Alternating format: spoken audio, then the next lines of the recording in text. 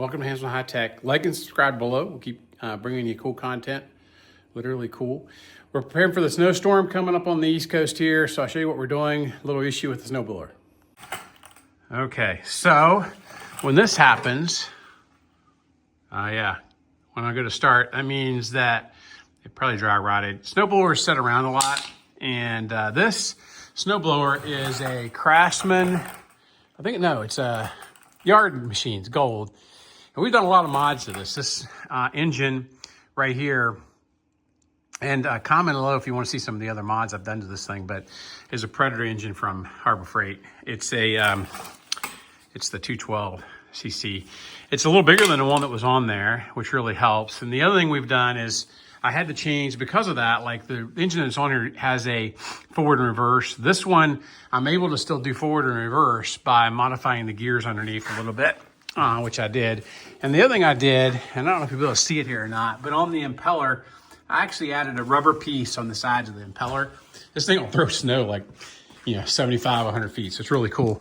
But anyway, all that to say, I need to work on this. So with the storm coming, I pulled on it like 3 times and that happened. So I'm gonna take this apart. And I actually have some cord that I've used before. This is new cord. So I'm gonna wind on some new cord and get us a piece on here. So I'm gonna set the camera up, and this time I'm gonna try to make it so you guys can actually see what I'm doing. It's hard to see what you guys are seeing. But I am going to take this bolt out right here. And I think it looks like it's probably 3/8. If you don't have a 3D printer in your shop, this is a 3D printed piece to hold the sockets. It is, the only complaint I have is it's pretty tight. Meaning, the quick way is just to do what I did there, and that is pull on the rope you have until you get to the end. And then we need to get this little piece up right here. It's just dry rotted really bad. I'm sure this was original, because I have it. There we go. And then, honestly, what I should do, but I don't know that I can, I'm going to try feeding that back through there the other way, but we're just going to pull this piece out. There we go. And that's the old piece. And then the new piece, the key is you got to get this frayed in so you can feed it through. So I'm gonna come right back to you. I'm going to get something and heat this up. All right, so I've determined that I need to get a few of these that are new. Here we go. So basically, you burn the end to get the fibers all kind of stuck together is really what you're trying to do. Below. So this is a little torch. You fill it up at the bottom. You can set it somewhere where you can actually use it. You flip it on, you turn this little switch, and normally, there we go. It lights after 1 or 2 tries. So there it is. Now that little blue flame will do a lot to this really fast. So you want to be careful, not necessarily catch it on fire. You're just trying to melt the fibers here. And you want to get it in something that's going to go through that little hole, obviously. So be careful. This stuff, if it gets hot, I'm going to use my fingers and kind of twirl it here in a minute, but you do have to be careful. Okay, there we go. Now, I'm just going to twirl it real quick with my fingers. You don't want to stay too long on it, or it will burn you. There you go. Now it's cooled off enough. You could use water, dip it in water or something like that. But anyway, now I have let this piece now come all the way back, and I got to figure out where the hole is. So as you pull out, you want it to jerk as you pull out the cord, you want it to jerk the cord back in, right?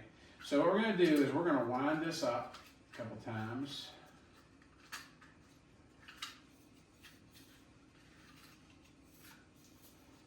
And I bet there's another way to do this, but this is just the way I know how.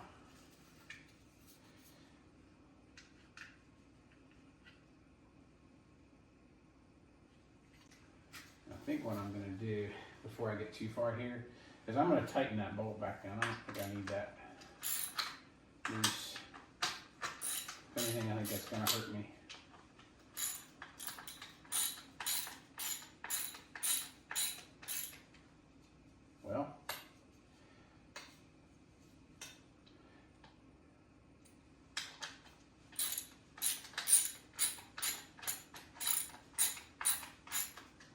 just learned what that's for. So what I'm gonna do is wind this up, and then if I tighten that bolt down, it'll hold it in position for me. So we gotta get it to where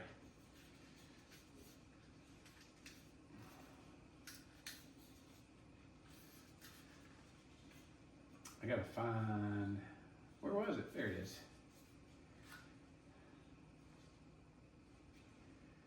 I thought I had it. I saw it a while ago. So try to find where the hole is to put this in, this cord in, and now I'm not seeing it. Now, once you get it in position, I'm going to lock it down, right? And this will hold that position while you put the cord in, okay? So now, I've got it locked, you know, where I turned it, so there's a lot of pressure there on that. We're gonna take the cord, we're gonna feed it through this hole, and ideally, and it does, it comes back through that hole. So now, what I don't have here is you need some needle nose pliers or something to reach in there. All right, so I got two tools. One is the needle nose pliers, which probably can go in there and get those pretty easy. I'm gonna try that. But I also have these. These are almost like surgical pliers. I picked these up when I was in Sevierville or Gatlinburg area at a tool store they have there. So if you're ever in that area, these are like little tools you can get pretty cheap. But anyway, you just get in there and look at that. It goes in perfectly in there, and I'll see if I can find a link to these. So what you do next is you want to put a really good knot, because what you don't want is you're out blowing snow and you don't want this thing coming undone. That's what you don't want. So you want a good knot that's going to be tight like that right there. And when you pull it back, you want it to fit down in there as best you can, because what you also don't want is that getting wrapped up inside the engine. So there you go. That's in there. Now, I'm going to take and I'm going to release this bolt like this, and we're going to wrap up some cord here. Okay? So now you can see the pressure on this, right? It's just going to pull that cord back in, and I'm going to let it wind the cord up until where it stops. And hopefully it doesn't overfill. It doesn't overfill the thing. There we go. All right, and that's probably good. All right, now see, you jerk on it to start the engine, and that's what happens, right? So now I'm just going to let it go there a little bit. Then what we're going to do is we'll take a portion of this and we're going to cut it. Now, I do have this fancy dancy handle here, and the way this thing works is it just feeds through and there's a knot on the other side. But because this is dry rotted, there it goes. I wasn't sure it was going to come back. There's the other side of the cord, right? So now what we're going to do is, I think the easiest thing here to do is try to mount this back up and then put that pull cord, because otherwise it's going to be hanging there on everything. So I am going to mount this back on here so you can watch me do that. Hopefully I didn't use the clean one. There we go. So it's just 3 bolts, and they go on like so.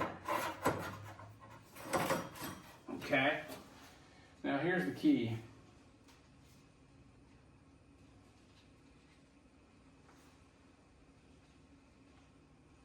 The key is you've got to get this piece that I had back. There you go. So you got to line that back up with these pieces here and then screw it back down. But not too tight that it won't turn, right?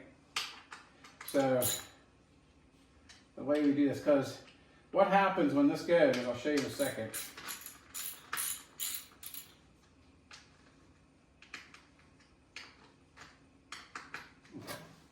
Now, all right, so what happens is, if you watch the side, see those metal pieces come out, and they're going to engage this piece right here on the engine. So that's how you do it easily, and I feel like they've done a really good job of designing that. There we go. Yeah, perfect.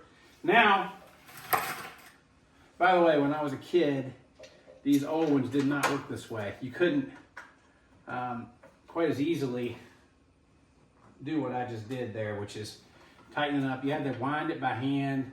It was a little bit of a pain. they've gotten better at these. So I'm gonna get this just by hand here tightened. What I don't want to do is cross thread these. Here's that one. By the way, these all should have a washer in them. See, they've fallen off over here on the floor.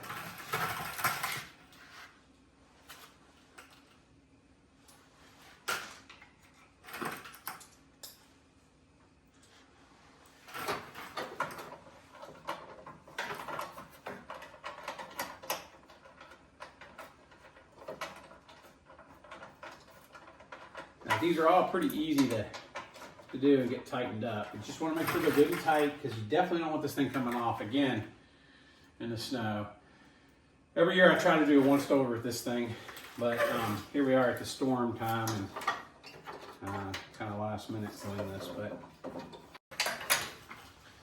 all right, now we're going to tighten those up.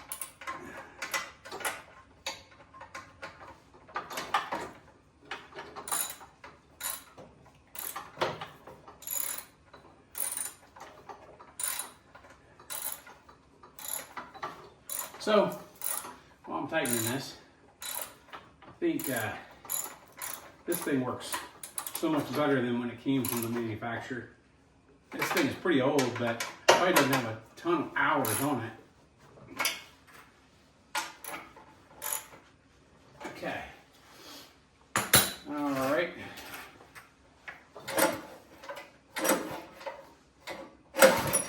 All right. So now, I am going to get this mounted to where, you know, we can pull on it really good. So I'm going to cut this off. Same procedure as before, except I'm going to cut it. Use anything to cut it. This is just, again, you know, those pliers. And I'm also going to burn that in so it doesn't fray. Like there. All right, so then do keep it away from the gas tank as best you can.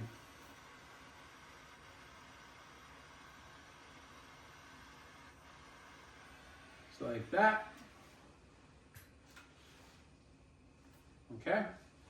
Now I'm going to feed it through this piece. You got to give yourself enough room to get it through like that and be able to pull a knot on this side, obviously.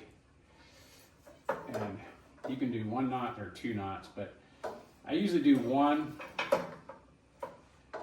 All right, there we go. There we go. Hanging on a little bit. I think I probably have too much cord.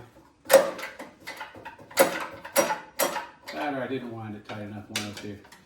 But that's basically how you replace a cord. There's plenty of cord there. I'm actually thinking about cutting this a little bit shorter. Maybe putting it down here. Let's see what it looks like if I do that. Okay? Always a way to fix this. I got plenty of cord in there.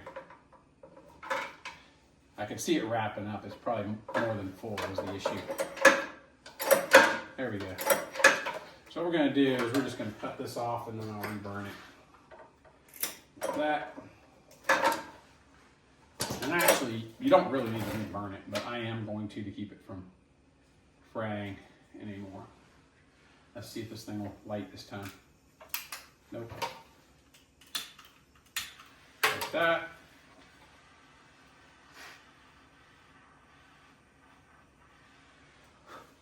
Okay. Like that and like that. So now, plenty of pull. Okay. And that's it. Now we're going to get this thing started, run it a little bit, and see where we go from there.